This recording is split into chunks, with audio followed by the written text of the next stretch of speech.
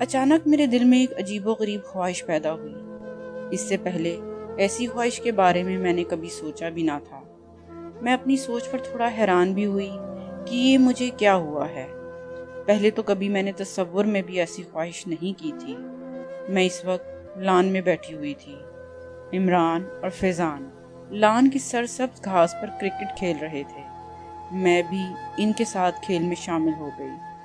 جب گیند میری جانب آتی تو میں اسے منہ میں دبا کر بالر کے حوالے کر دیتی۔ آپ ٹھیک سمجھے، میں ایک بلی ہوں، مگر بہت اعلیٰ نسل کی، بہت قیمتی۔ میں بہت چھوٹی سی تھی جب ناصر صاحب کے ایک دیرینہ دوست نے مجھے تحفے میں دیا تھا۔ اس وقت میں کچھ بھی نہیں سمجھتی تھی۔ میں نے اپنے ماں باپ اور بہن بھائیوں کو کبھی نہیں دیکھا تھا۔ ناصر صاحب بہت امیر آدمی تھے۔ ان کے کئی بڑے بزنس تھے۔ گھر میں دولت کی ریل پیل تھی۔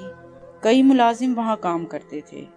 ان کے دونوں بچے عمران اور فیضان مجھے پا کر بہت خوش ہوئے تھے۔ وہ ہر وقت میرے ساتھ کھیلتے رہتے تھے اور بہت سی باتیں اور کھیل سکھانے کی کوشش کرتے تھے۔ شروع میں تو مجھے ان کی کوئی بات، حرکت یا اشارے سمجھ میں نہیں آتے تھے، مگر جیسے جیسے میں بڑی ہوتی گئی ان کی باتیں اور اشارے سمجھ میں آنے لگے، اور اب تو میں بہت سے اشارے اور باتیں بآسانی سمجھ لیتی تھی۔ عمران اور فیضان نے میرا نام مانو رکھا تھا۔ کوئی بھی میرا نام لے کر پکارتا تو میں چونک کر اسے دیکھتی اور سمجھ جاتی کہ اس نے مجھے بلایا ہے۔ ناصر صاحب کے گھر کام کرنے والا ملازم فضلو ہر دوسرے روز مجھے نہلاتا۔ مجھے کھانے کو بہت اچھی غذا ملتی تھی جو عام دکانوں پر دستیاب نہیں تھی۔ شہر کے بڑے ڈپارٹمنٹل سٹورز یا سپر سٹور سے ہی ملتی تھی۔ وہ خالصتاً بلیوں کی غذا ہوتی تھی اور بیرون ملک سے منگوائی جاتی تھی۔ فیضان اور عمران سیر کرنے کے لیے شام میں اپنے والد یا ڈرائیور کے ساتھ نکلتے تو مجھے بھی اپنے ساتھ لے جاتے تھے۔ یہ چڑیا گھر ہے، ہم کسی دن تمہیں یہاں لے آئیں گے۔ ادھر بہت سارے جانور پنجرے میں ہوتے ہیں، وہ مجھے بتاتے۔ اب دیکھو، یہ جو سیدھی سڑک جا رہی ہے نا، یہ ہمارے گھر کی ہی طرف جاتی ہے۔ اسے یاد کر لو اور اچھی طرح پہچان لو۔ اگر کبھی راستہ بھٹک جاؤ تو اسی سڑک سے گھر آ جانا۔ عمران اور فیضان کی باتیں سن کر ڈرائیور مسکراتا رہتا۔ مجھے بھی ان دونوں کی باتیں بہت بھلی لگتی۔ اب میں ان سے بلکہ ان کے گھر کے ہر فرد سے بہت مانوس ہو گئی تھی۔ خاص طور پر یہ دونوں بچے بہت اچھے تھے، میرا بہت خیال رکھتے تھے، اور فضلو بھی بہت اچھا تھا۔ وہ بھی تو میرا اتنا خیال رکھتا ہے، مجھے نہلاتا ہے، میرے لیے مخصوص تولیے سے میرے بال خشک کرتا ہے، میرے بالوں میں برش بھی کرتا ہے۔ میرے گلے میں انتہائی خوبصورت اور قیمتی گھنٹی بندھی ہوئی ہے، اس پر انگریزی میں میرا نام بھی لکھا تھا۔ بچوں کی فرمائش پر ناصر صاحب نے وہ گھنٹی آرڈر پر بنوائی تھی۔ غرض یہ کہ میری زندگی بڑے مزے میں کٹ رہی تھی۔ مجھے یہاں ہر طرح کی آزادی تھی۔ میں پورے گھر میں گھومتی پھرتی تھی، باہر سیر کے لیے بھی جاتی تھی، بہترین غذا ملتی تھی، نخرے اٹھانے کے لیے ملازم موجود تھے۔ میں اپنی زندگی سے خوش تھی۔ جب کبھی میں گاڑی میں باہر نکلتی تو بلیاں بڑی حسرت بھری نظروں سے مجھے دیکھتی تھیں۔ مجھے اپنی قسمت پر رشک آنے لگتا۔ ان بیچاری بلیوں کی حالت دیکھنے کے لائق ہوتی تھی، گندی سندی اور کمزور ہوتی تھیں۔ ہر وقت غذا کی تلاش میں ادھر ادھر ماری ماری پھر رہی ہوتی تھیں۔ جہاں رات ہوئی وہیں سو گئیں، جس نے چاہا انہیں پتھر مار دیا۔ عجیب زندگی تھی بیچاریوں کی۔ اس لحاظ سے میں اپنی خوشحال زندگی پر فخر کرنے کا 100% حقدار تھی۔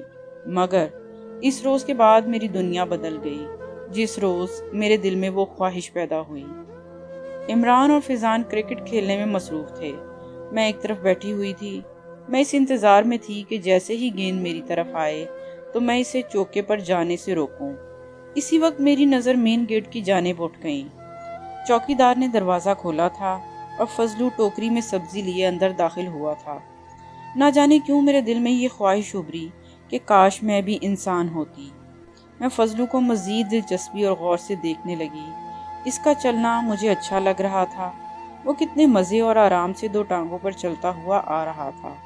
کاش میں بھی انسان ہوتی تو ایسے ہی 2 ٹانگوں پر چلتی۔ فضلو عمارت کے دروازے پر آ کر دوسرے ملازم سے باتیں کرنے لگا۔ اس کے بات کرنے کا انداز، اس کا ہنسنا، مسکرانا، ہاتھ ہلانا سب اچھا لگ رہا تھا۔ اسی وقت فیضان کی چیختی ہوئی آواز سنائی دی، مانو بال پکڑو، چوکا نہ ہو پائے۔ مگر میرا دھیان فضلو کی جانب تھا اور گیند میرے برابر سے گزرتی ہوئی چوکے پر چلی گئی۔ عمران نے خوشی سے چوکا کا نعرہ لگایا، وہ فیضان سے جیت گیا تھا۔ فیضان میرے پاس آیا اور ناراض لہجے میں بولا، کدھر دھیان تھا تمہارا؟ چوکا ہو گیا نا، اگر تم یہ بال پکڑ لیتی تو میں میچ نہیں ہارتا۔ میں نے شرمندہ ہو کر گردن جھکا لی۔ فیضان کو مجھ پر پیار آ گیا، وہ محبت سے میرے سر پر ہاتھ پھیرنے لگا۔ چلو اچھا، کوئی بات نہیں، ہار جیت تو ہوتی ہی رہتی ہے۔ وہ خواہش ابھرنے کے بعد میں ہر وقت خیالوں میں کھوئی کھوئی رہنے لگی اور تصور میں اپنے آپ کو فضلو جیسا انسان بنا دیکھتی تھی، 2 پیروں سے چلتا، باتیں کرتا، ہنستا اور مسکراتا ہوا۔ وقت کے ساتھ ساتھ میری یہ خواہش بڑھتی چلی گئی۔ اب کسی کھیل میں، کسی بات میں میرا دل نہیں لگتا تھا، سیر کرنے کو بھی دل نہیں چاہتا تھا، حتیٰ کہ میں نے کھانا پینا بھی کم کر دیا۔ بہت جلد میری ان تبدیلیوں کو گھر والوں نے محسوس کر لیا۔ میں کئی دنوں سے دیکھ رہا ہوں کہ مانو سست سی ہو گئی ہے، کمزور بھی بہت ہو رہی ہے۔ کیا ہو گیا ہے اسے؟ ناصر صاحب نے اخبار میز پہ رکھتے ہوئے کہا۔ اس وقت وہ لوگ لان میں شام کی چائے پی رہے تھے۔ عمران اور فیضان بھی موجود تھے، ان کی امی جان بھی بیٹھی ہوئی تھی۔ ہاں ٹھیک کہہ رہے ہیں آپ، بیگم صاحب نے تائید کی۔ یہ بات تو میں بھی نوٹ کر رہی ہوں۔ ڈیڈی اب مانو ہمارے ساتھ کھیلتی بھی نہیں ہے، بس چپ چاپ ایک طرف بیٹھی رہتی ہے، عمران نے کہا۔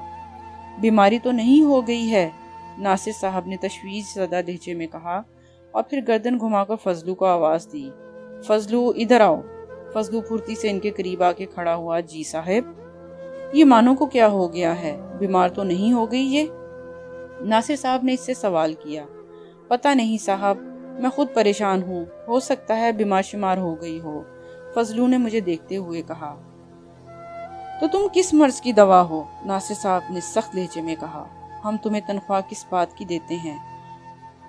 اگر یہ بیمار ہو گئی ہے تو پھر اسے جانوروں کے ڈاکٹر کے پاس لے جاؤ۔ جی صاحب، ابھی لے جاتا ہوں۔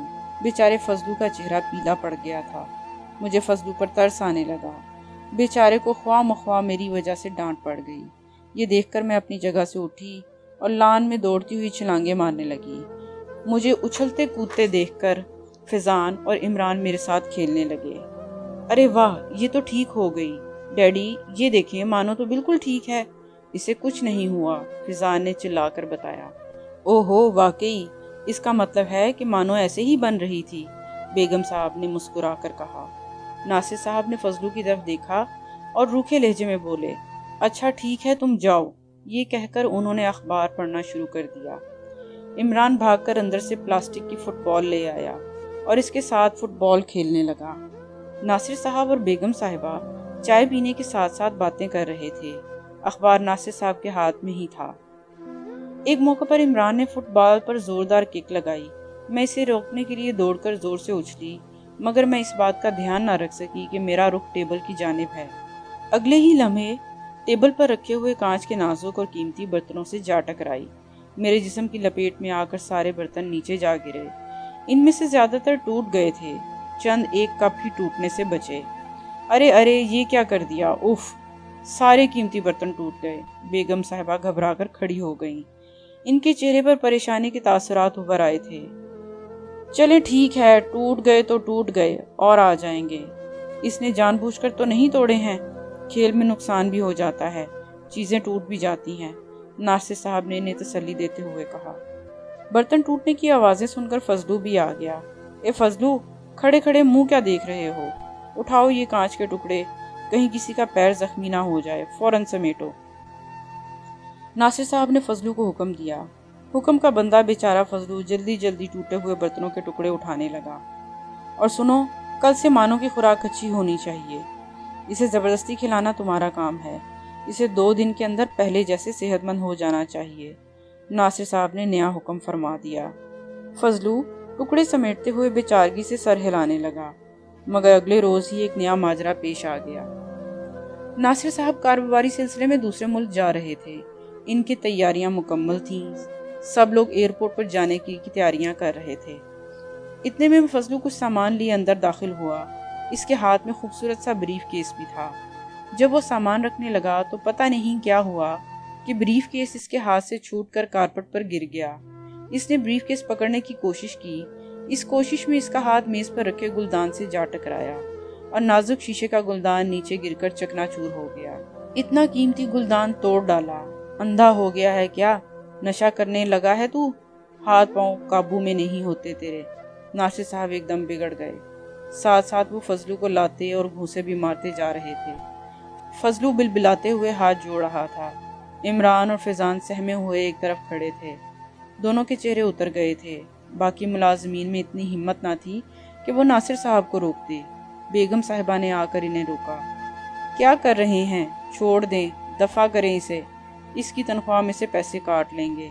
आप अपना मूड क्यों खराब कर रहे हैं? जा दूर हो जा मेरी नजरों के सामने से, दो कौड़ी के इंसान, नासिर साहब ने चिल्ला कर कहा। फजलू बेचारा कराहता हुआ वहां से उठा और धीरे धीरे ड्राइंग रूम से बाहर निकल आया। नासिर साहब चले गए। इनके बच्चे और बेगम साहब इन्हें एयरपोर्ट पर छोड़ने गए थे। घर में सिर्फ मुलाजमीन थे। मैं अपनी जगह से उठी और आहिस्ता आहिस्ता चलती हुई इस जगह आई जहाँ फजलू बैठा कर रहा था। उसने मार खाई थी एक मामूली गुलदान के लिए, चाहे वो कितना ही कीमती क्यों ना हो, मगर एक इंसान की इज्जत से ज्यादा कीमती तो नहीं था ना। यही वो लम्हा था कि अचानक ही मेरे दिल में दूसरी ख्वाहिश पैदा हुई, बिल्कुल इसी तरह जिस तरह पहली ख्वाहिश पैदा हुई थी। काश मैं इंसान होती, मगर फजलू जैसा इंसान ना होती। ये तो मुझसे भी ज्यादा गया गुजरा है। ऐसी तजलील जानवरों की भी नहीं होती जैसी इसकी हुई है। मुझसे भी तो नुकसान हुआ था। मैंने भी तो कीमती बर्तन तोड़े थे, मगर नासिर साहब ने मुझे तो कुछ ना कहा, ना ही मारा पीटा। फजलू ने एक गुलदान क्या तोड़ा कि इस पर जुल्म ढा दिया गया। फजलू जैसा इंसान बनने से तो बेहतर है कि मैं जानवर ही रहूं। अगर आपको हमारी वीडियो पसंद आए तो वीडियो को लाइक करना, चैनल को सब्सक्राइब करना और बेल आइकन को क्लिक करना ना भूलें और अपने दोस्तों के साथ इस वीडियो को जरूर शेयर करें।